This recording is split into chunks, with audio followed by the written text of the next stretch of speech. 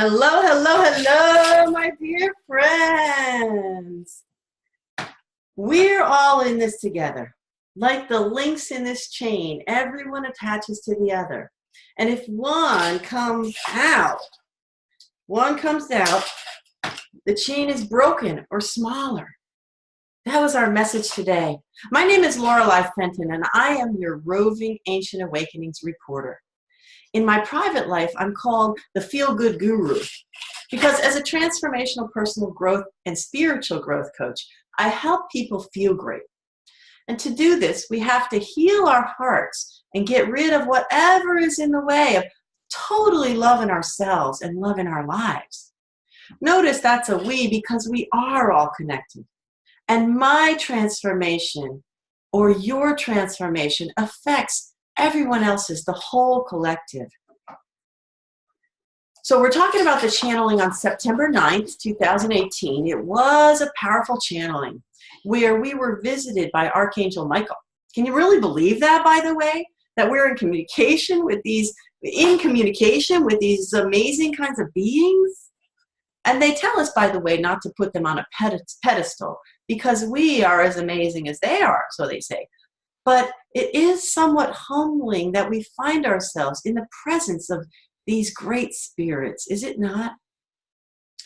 Archangel Michael, by the way, is all over this ascension process. And his posts come on a daily basis by the dozens on a particular YouTube channel that I look at a lot called Awakening You. And I'm going to put that in the notes for your reference because those are powerful messages. And then after Archangel Michael, we were visited by one of the individuals known collectively as One Who Serves, and he answered our questions. One Who Serves is a collective of ascended masters who do not reveal their past earthly identities so that they can highlight the fact that we are all one. And one of them did get revealed to us recently after 25 years of our channeler not knowing who it was. And yes, we can say he is or was quite a spiritual icon. And no, you cannot know who that was. Those special secrets are for those who join the group and attend the calls. Love you, though. All of these messages, by the way, are channeled through James McConnell, the 25-year veteran in the channeling world and trained directly by the Ascended Masters. We also often get powerful messages from the higher self of Joanne McConnell, who is known as Shoshana, and those are great messages. So Archangel Michael started the ball rolling on this day by saying it's a pleasure to be with us, to continue the process of bringing us to the precipice. And in fact, we're at the precipice, though we perhaps have not seen that. Because the expression of consciousness is spreading rapidly, preparing the way for the event. And we, the Wayshowers, as we're called, are preparing for that wave, that event. Without us moving through this transition, by the way, that wave would not come. And moving through the transition, by the way, that means loss of loved ones, illnesses, moving here and there, and all the symptoms of ascension. This transition, we're told, takes us to the higher realms where they are waiting with open arms. Open arms. They're very real and not figments of our imagination. They're not higher and not lower. And it is time for mankind to realize this. They are us and we are them. All connected, right?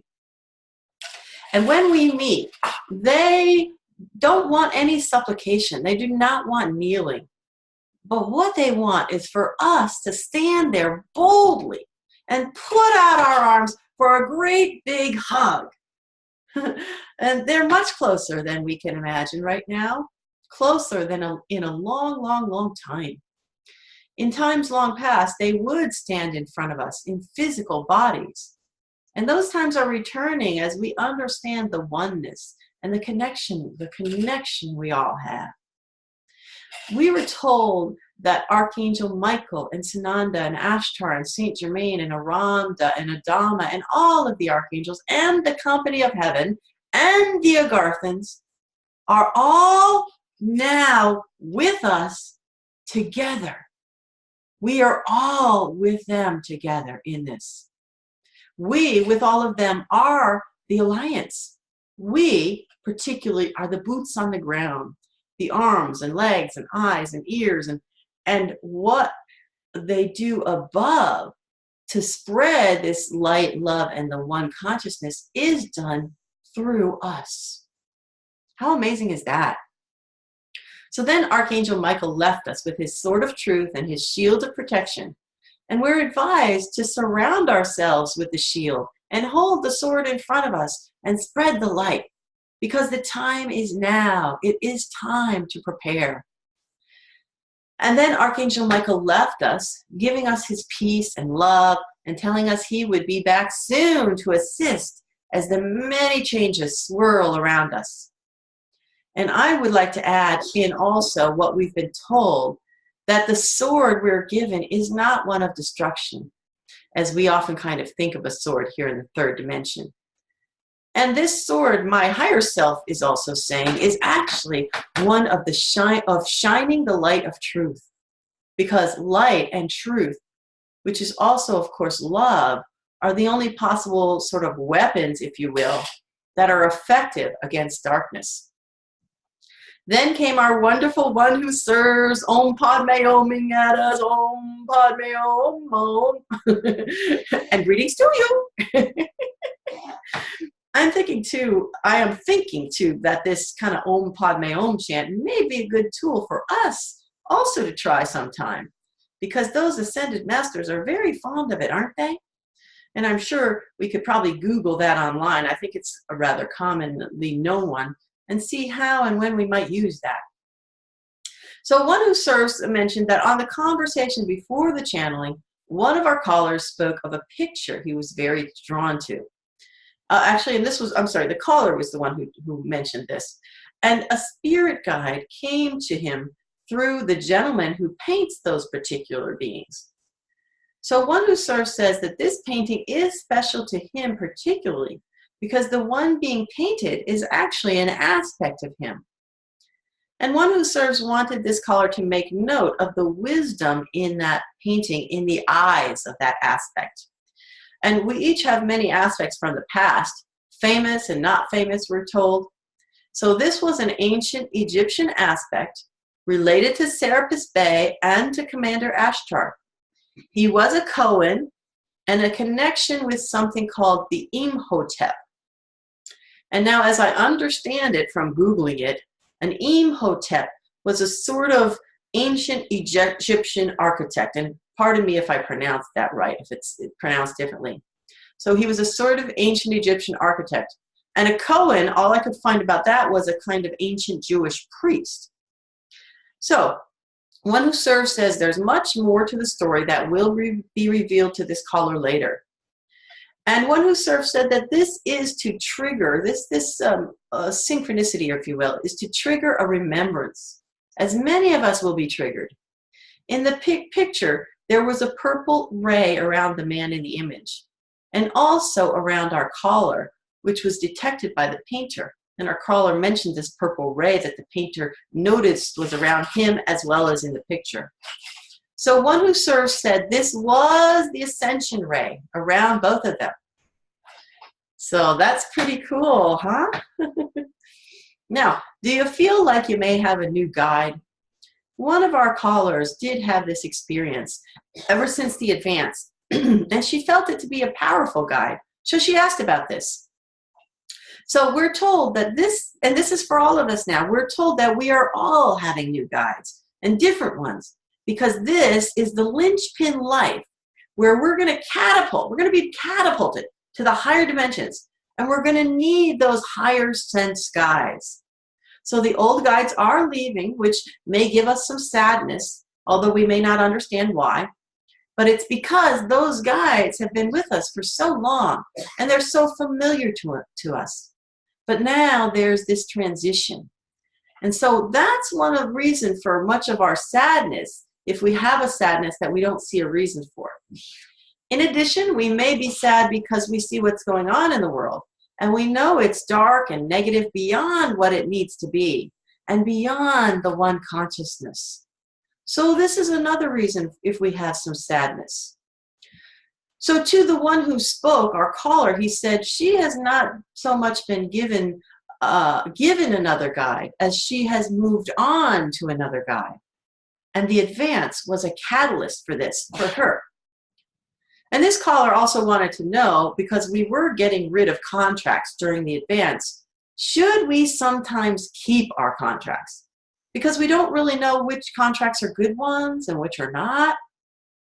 And to this one who serves said she can keep them or not, since we all have free choice in the matter.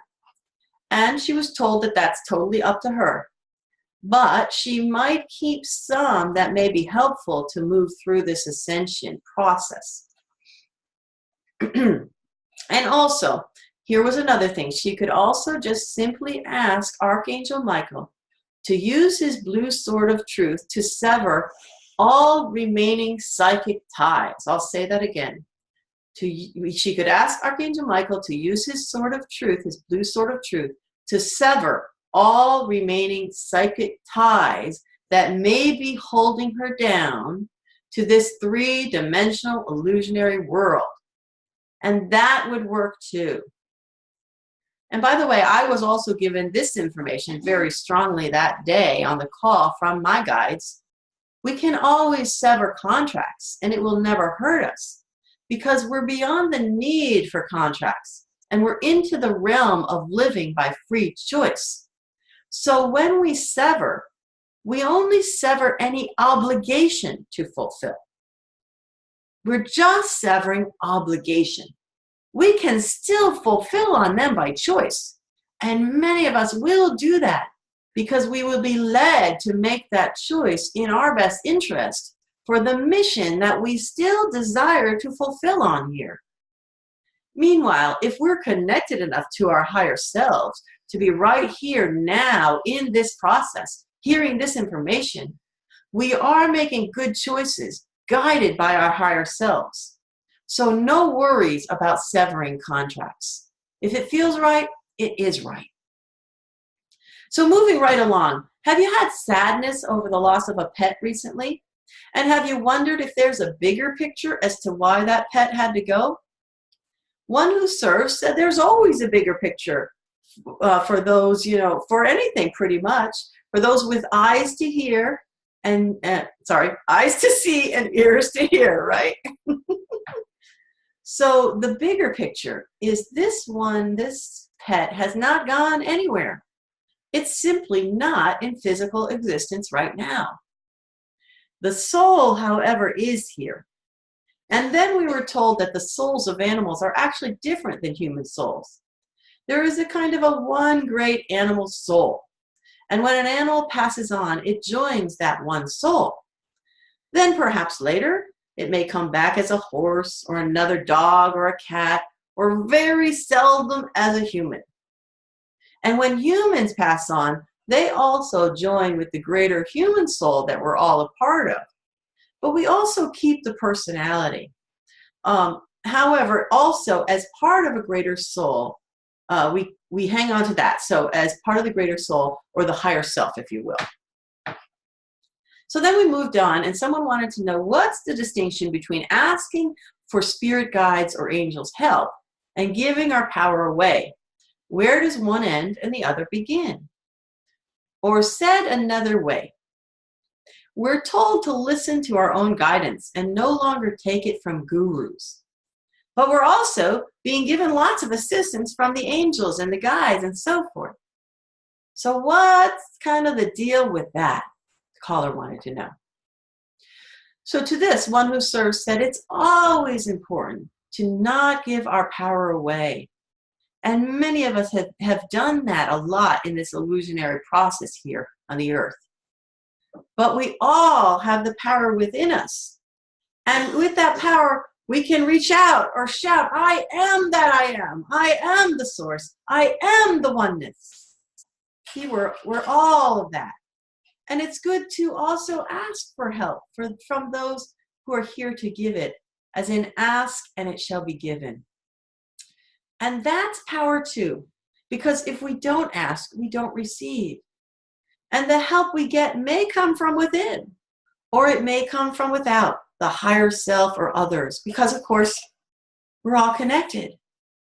So we often want to rely on our own personal inner strength, which can be good, but at times difficult, such as perhaps in a trauma, such as the loss of a loved one. At that time, we're told, don't go it alone. There are lots of folks out there to assist, the angels and so on, but we have to ask for help. So as I kind of hear this and sum it up, we can ask for help and feel okay in that, because our final say in what to do, our final say is always within us. And on the other hand, sometimes we try to do it alone, which makes that process all the much harder. And I myself am guilty as charged on that, by the way. So then we moved on, and one of our callers had found out that her twin flame was an Arcturian and on the ship the New Jerusalem, and she didn't know who he was or why he was there. So the first question from one who serves was, who told you this? And she said that it was someone from Hollow Earth. And this was perfect, by the way, because we just spoke of not taking at face value anyone else's word out there, but using our own inner guidance. And so one who serves said, this is not to say that they are not possibly right, but she must find out this information for herself, from herself. And they, as in one who serves, any of the one who serves, will not confirm this one way or the other, because she has heard this from another human being. And that human being has his or her frailties and inconsistencies. And so it's not necessarily a pure source. Now, isn't that interesting, right? Because we always think, oh, we question inside of ourselves, don't we? If I just got it from my own head, it can't be true, right? We question that. But here we're told that inside of ourselves is the pure source. And we're also told that that's true for all channelers, even James. They are never 100% accurate. So we must go within. And when the time and vibrations are right, we will find out these things. There's a great twin flame website, by the way, to help us connect to our twin flames, if that feels right for you right now. And it doesn't tell us anything, but it gives us particular powerful ways to make our own connections. So I will actually put that in the notes for you as well, in case it might be helpful. And when I did those meditations in there, by the way, my twin flame literally jumped to meet me. You know, it was as if he'd been waiting for a long, long time. And that's not always the case, I hear. Sometimes it takes a little longer, but definitely the website can get you started. So after this, one of our callers wanted to know about a dream he had with two beautiful white birds. And his aunt in the dream told him to take a feather from the bird and connect to it, and that would bring him prosperity. And he wanted to know about that, and if it was correlated to some I am affirmations, as well as to the white light meditation he had actually been guided to do recently. And one who serves said he probably already knows they're correlated, or else he would not have asked that question. So the person saw a synchronicity. And when we see a synchronicity, that is real, and it has some meaning for us. Otherwise, we actually would not see that synchronicity. So the birds, by the way, are showing purity. And also, they had been flying previously in his dream, which this caller did not remember. And that flying was to indicate that the caller is now ready to fly and to really soar. How cool is that? So flying, I guess, has that kind of a, we've heard before that flying or going upward, you know, is also about the ascension and moving upward. Have you had an experience that you're really working to bring your gifts to the world, but it has not sprouted? Our caller had this experience and wanted to know, is it that these particular gifts are perhaps no longer needed for the world, or is she missing something? Yes, she is missing something, said one who serves. She's missing that she is too attached to the results. And what needs to happen? She's attached to what she thinks needs to happen instead of just letting it be. She's not allowing, letting go, and going with the flow. So she's advised to do what she needs to do and then let go of the outcome. And the results are going to take care of themselves. But if we're attached and we try to direct the outcome a certain way, then the higher self can no longer guide the whole process. This caller then asked if this is what's in the way to the financial opening she's looking for. And he said this is also attachment to those results. She is being taken care of, said one who serves, and she must allow it to be and not be concerned. He said to do whatever there is to do in this particular system, this 3D system, and then let it go. And this is what many in the system do not do.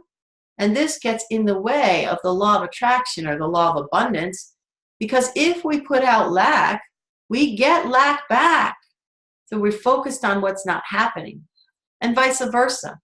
If we say we cannot afford something, then that is exactly what we get. This is great advice, by the way, for a whole bunch of us, isn't it? So our caller was also told that she particularly needs to open her eyes to what is really out there and what's really being shown to her, and not to what her ego is saying or what she thinks is her inner guidance. This lets the higher self come and to do the work for us, but with us. Not do the work for us, but do the work with us when we can really open our eyes to that guidance. Then Shoshana came in to say that the trick in the third dimension is to look at any one result, something achieved or accomplished or received, and then magnify that result and focus on it. Do not minimize those results, but look at them as if that is our life and how things will continue to happen. So that's pretty great, huh? Then we had another caller seeing a dove flying across the highway as he was driving. Plus, he saw 3 crows. And after one particular meditation, he saw a large crystal with a mountain peak. And this was all synchronistic, and he wanted to know more about this. Here again, he was told that he's answering his own questions. They are synchronistic. Plus, as the caller stated in the conversation before the channeling, there are crystals being activated all over the planet.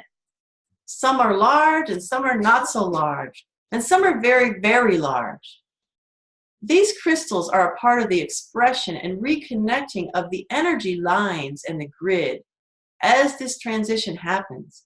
And as vibrations increase and spiritual and other connections happen through the ley lines and positive sites throughout the planet. The crystals are also involved in that.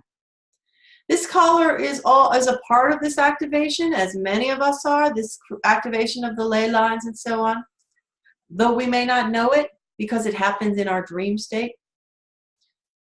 So then another caller had an experience of giving blood where they couldn't find the artery, and it was very painful. And he has felt kind of off ever since, and it feels to him like something within him is rebooting. So he asked for some help or some insight on that. So one who served said that reboot is a good term. The system is rebooting and preparing for the next level of consciousness that he is moving toward. And this was a release of some trapped kind of negative energies or patterns that he actually came into this life with. So this is positive. And he can work with Master Hilarion to help him through this. Master Hilarion being the master healer, ascended master. Plus, he can look to things like acupuncture and acupressure. And he does have more releasing of past life expressions still embedded within him to do. There's more to do, he was told. So then moving along, have you ever wondered what do you want me to do next out there? You know, what do you guys want me to do next, right? Our caller asked this and was told, of course, that they're not the ones to answer this question. But she must answer it by going within to her inner guidance. And then if she has a more specific question about that guidance, she can ask that question on another call. But they will not answer, One Who Serves said, questions, any questions such as, who was I in the past? Or where did I come from? Or what civilization? And they will not tell us what to do next, because that's not up to them. But as we get that inner guidance, they can then sort of nudge us along a bit. And this is all true, by the way, also for Sananda and Archangel Michael and Saint Germain and Ashtar and so on and so forth. And then Shoshana jumped in to say also that the way to know what to do next is to do whatever is in front of you in the moment. And the next thing will then get revealed. We're advised not to sit and do nothing, but to move forward by doing whatever is next in every moment. So then it was time to release the channel. And One Who Serves said there's much to be preparing for and much to be ready and expected or anxious for, in a good way, anxious. Because we actually create what we want with our positive expectations. Then he gave us peace and told us to be the one. What a wonderful channeling. Thank you, One Who Serves, and Archangel Michael, and James, and Joanna / Shoshana. This was really, really powerful. And with that, I will also close and send you all love and light, joy, fun, play, ease, and out of this world abundance. Namaste. Peace be with you.